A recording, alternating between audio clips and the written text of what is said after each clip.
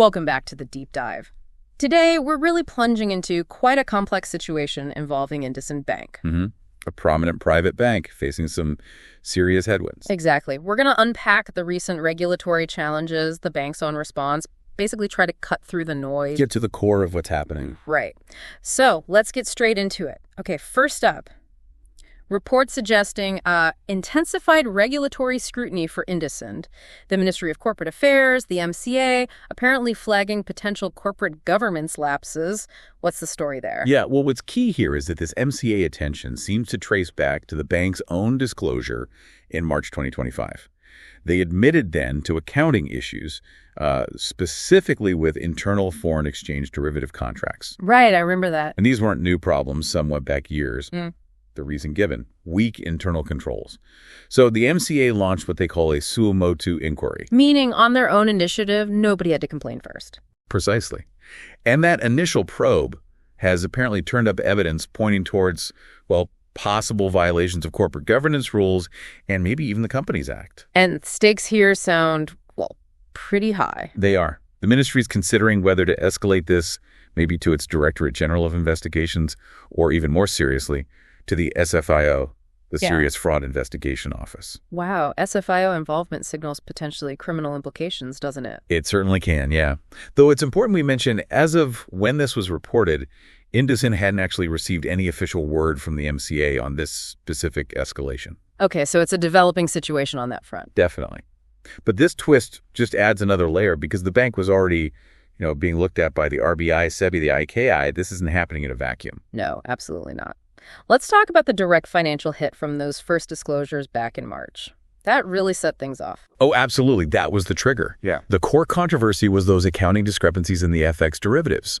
The bank acknowledged quite openly, actually, that these problems, some going back years, just weren't caught because their internal checks weren't strong enough. And the consequence? A big one.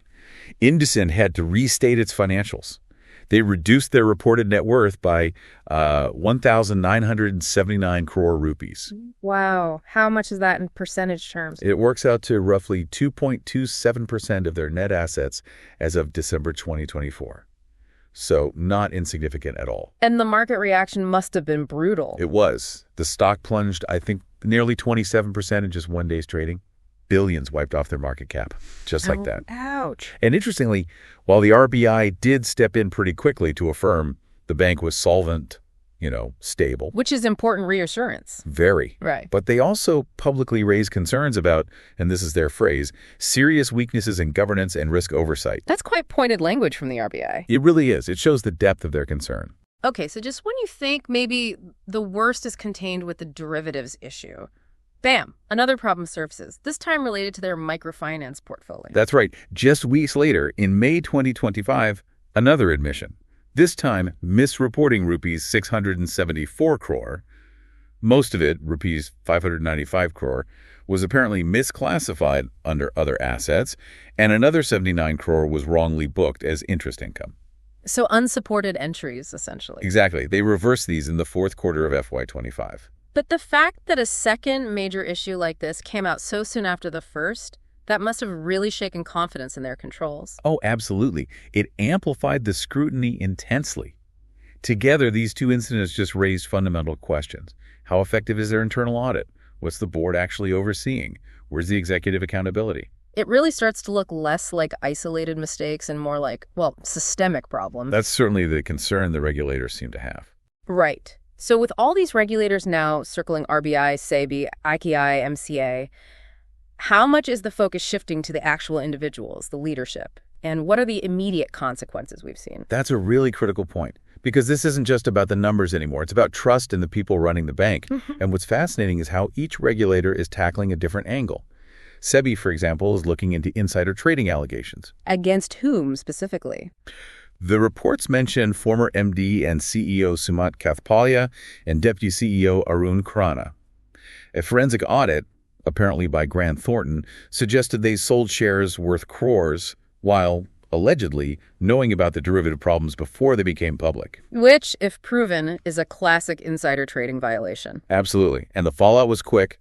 Both resigned back in April 2025. And SEBI took action. Yes, they've barred both from the securities market while the investigation continues. Okay. What about the RBI's stance on leadership and controls? The RBI has been very vocal about systemic control failures.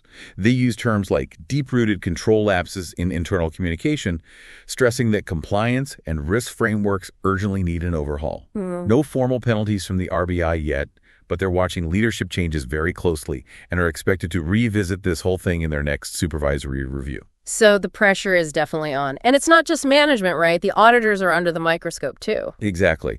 The Institute of Chartered Accountants of India, the ICAI, they've started reviewing IndusInd's audited financials for FY23 and FY24. Their question is simple. Did the statutory auditors miss something? Should they have detected or reported these major misstatements? And that's a serious review. They've categorized it as a high-priority case. So yes, if they find negligence, disciplinary action against the auditors could follow. And there's NFRA, too. Correct. The National Financial Reporting Authority. They've apparently received formal complaints about possible audit lapses as well and are considering your own independent review. Yeah. So the net, as you said, is cast very wide. It really covers all the bases. Which brings us back to the Ministry of Corporate Affairs, the MCA. You mentioned their focus is slightly different from RBI and SEBI. How so? Right. Well, RBI is focused on banking operations and stability, and SEBI on market integrity and securities laws. The MCA comes at it from the angle of pure corporate governance. They're looking at board-level responsibility, compliance with the Companies Act, how the company is fundamentally run. And what are their preliminary findings suggesting? Their initial review seems to point towards potential systemic governance failures. Things like inadequate board oversight, did the board do enough to catch these misstatements, improper classification of transactions, and maybe even suppression of critical information from regulators and investors. That last one sounds particularly serious. It is, and it leads to the question of personal liability. Right. If the MCA does escalate this to the SFIO, the Serious Fraud Investigation Office, what happens then? Well, legal experts suggest the investigation could become much more serious. It opens the door to potential criminal prosecution, not just corporate fines, but actual penalties for individual directors and senior managers. Especially if they find evidence of willful misconduct. Exactly, or deliberate negligence. It really ups the ante for the individuals involved. Okay, so we've covered the problems, the regulatory heat. Let's shift to the bank's response. How are they communicating, and what are they actually doing about all this? Their recent Q1 FY26 investor call must shed some light. It does, and understanding their communication is key to seeing their path forward. On that call, they basically laid out two main goals for the quarter. First, job number one is restoring trust. They talked about adopting much higher standards of transparency and compliance. Makes sense. And the second? Second was trying to keep the business engine running, sustaining momentum in their core segments despite everything going on. And the chairman, Mr. Sunil Mehta, he specifically mentioned tackling legacy issues. Yes, he emphasized taking decisive action, particularly on those problems in Treasury and microfinance from the previous quarter. For Treasury, he said they stopped all internal deals immediately and started upgrading their Calypso system. That's a key piece of software to improve controls and monitoring. Okay, concrete steps there. And in microfinance? Similar approach, strengthening the governance framework for better transparency and oversight. They even set up a special process management office to really benchmark their internal processes against best practices. It sounds like a structured effort. And financially, have they put the past behind them? That was a key message. They stated the cleanup they did in FY25 allowed them to fully absorb the financial hit from those past irregularities. So the Q1 FY26 results, according to them, are clean, no carryover from those legacy issues. A fresh start, financially speaking. What about the leadership vacuum? That's obviously a huge concern. They addressed that too. So the CEO selection process is well underway. Recommendations are with the regulator for review. In the meantime, a committee of executives is handling day-to-day operations to ensure business continuity. And they're actively looking for top talent, both internal and external, to strengthen the senior team overall. There were also questions about other departures, like the HR head. Right. The chairman basically framed those and other potential changes as natural consequences when you have the CEO, deputy CEO, and CFO all leaving around the same time. He also mentioned plans to create 2 new whole-time director positions once the new MD and CEO is in place, suggesting a possible restructuring at the very top. Okay. Beyond people, what about operational priorities? Did they outline specific focus areas? Yes, 5 key near-term priorities. First, profitability first. This means pulling back from lower-yield businesses and even reducing savings account rates slightly to boost margins. Interesting. What else? Second, cost discipline. A big shift here. They plan to keep operating expense growth in the single digits year over year. That's down dramatically from a 20% average growth over the last 3 years. That's aggressive cost control. Very. Then, enhanced recoveries, strengthening collections.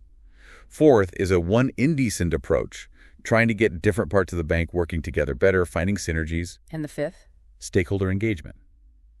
Basically, proactively talking to everyone, regulators, customers, employees, rating agencies, the media, to be transparent and rebuild that crucial trust. So, putting this all together, it's a clear attempt at damage control and laying out a recovery plan. Definitely. But, while they're doing this cleanup, they stress that the core business operations continued. Vehicle and consumer loans kept going, though they're being more cautious with microfinance lending for now. Corporate lending slowed down, but is apparently picking up again. And deposits. Retail deposit growth continued. They deliberately cut back on bulk deposits to make their deposit base more stable and granular. They also maintained extra liquidity, which they're now starting to deploy more profitably. So what was the final management outlook? Confident, cautious? I'd say cautiously confident. They express confidence in navigating the challenges, really hammering home the commitment to sustainable and predictable growth based on strong governance and compliance. The message was, the CEO transition is happening, profitability is back, and the focus now is on steady, consistent improvement. Still cautious on microfinance, prioritizing secured lending. It's a tone of disciplined recovery. So wrapping this all up, what does this complex story mean for you, our listener? We've walked through regulatory heat, major accounting issues, and now a bank's very public effort to rebuild. It's a stark reminder, really, of how tightly linked governance, financial honesty, and market trust actually are. It really is. And it makes you wonder, doesn't it? What are the broader lessons here about corporate oversight, about transparency in finance today? And maybe more fundamentally, how do institutions, any institution, not just this one, genuinely regain confidence after such significant hits to their reputation? A lot to think about, indeed. Thanks for diving deep with us on this one today. My pleasure. And before we sign off, just the usual reminder, we are not SEBI-registered financial advisors. If you are thinking about making any investment decisions based on what you've heard, please consult with a certified financial advisor first.